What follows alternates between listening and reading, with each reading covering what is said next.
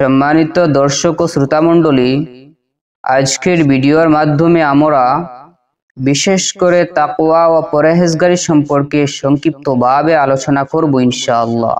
তাকওয়া মানে হচ্ছে পরহেজগারি ও আল্লাহর ভয়। আল্লাহর ভয় হলো শরীয়তের উপর পরিপূর্ণভাবে আমল করার চাবিকাঠি। এই জন্য আল্লাহ রাব্বুল আলামিন কুরআনুল কারীমের 100 জায়গায় তাকওয়ার কথা বলেছেন। যেমন সূরা আলে ইমরানের 102 নম্বর আয়াতের মধ্যে বলেছেন, ইয়া আইয়ুহাল্লাযীনা আমানুত্তাকুল্লাহা হাক্কা তুকাতিহি ওয়া লা তামুতুন্না ইল্লা ওয়া আনতুম মুসলিমুন। যার অর্থ বলা হয়েছে, হে ঈমানদার মুমিন মুসলমান, তোমরা আল্লাহকে ভয় করো যেমন ভাবে তাকে ভয় করার দরকার, আর তোমরা কখনো মুসলিম না হয়ে মৃত্যুবরণ করো না।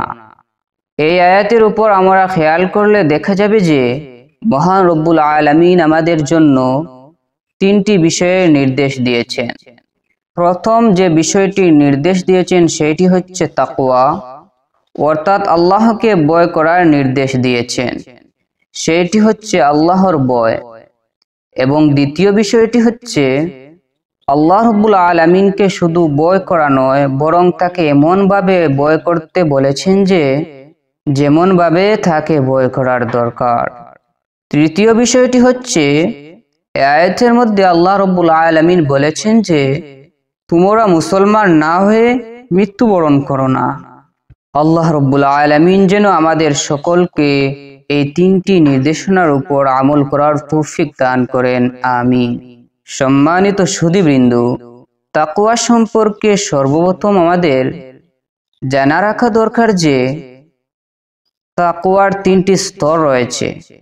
তার মধ্য হইতে সবচেয়ে নিম্ন স্তরের তাকওয়া হচ্ছে শিরক বর্জন করা, এবং মধ্যস্তরের তাকওয়া হচ্ছে কবিরা গুনাহ থেকে নিজেকে পরহেজ করা, এবং পূর্ণাঙ্গ তাকওয়া হচ্ছে শরীরের সমস্ত শক্তি ব্যয় করে আল্লাহ রাব্বুল আলামিনের আদেশ নিষেধের উপর পরিপূর্ণভাবে আমল করা।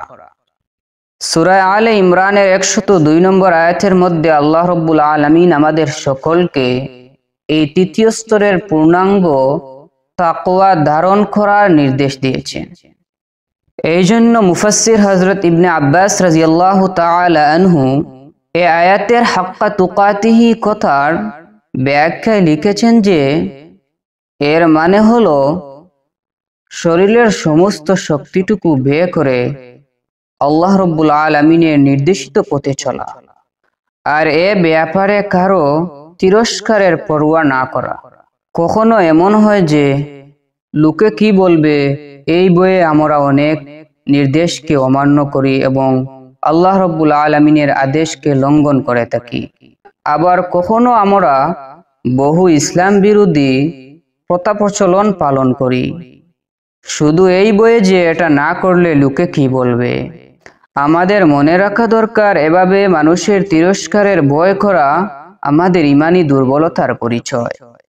এ সম্পর্কে মিশকাত শরীফের 166 নম্বর হাদিসের মধ্যে বলা হয়েছে যে হযরত আব্দুল্লাহ ইবনে উমর রাদিয়াল্লাহু তাআলা আনহু বলেছেন যে রাসূলুল্লাহ সাল্লাল্লাহু আলাইহি ওয়াসাল্লাম বলেছেন, তোমরা কেহ ততক্ষণ পর্যন্ত মুমিন মুসলমান হতে পারবে না যতক্ষণ পর্যন্ত তোমাদের মনের খায়েশ আমার আনিত শরীয়তের অনুগত হবে না।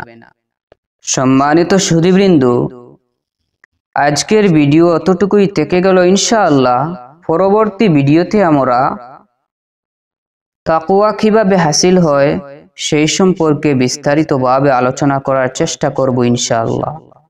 আল্লাহ রাব্বুল আলামিন যেন আমাদের সকলকে তাকওয়া হাসিল করে দুনিয়ার জমিনের মধ্যে পথ চলার তৌফিক দান করেন, আমিন। ওয়া আখির দাওয়ানা আলহামদুলিল্লাহি রাব্বিল আলামিন।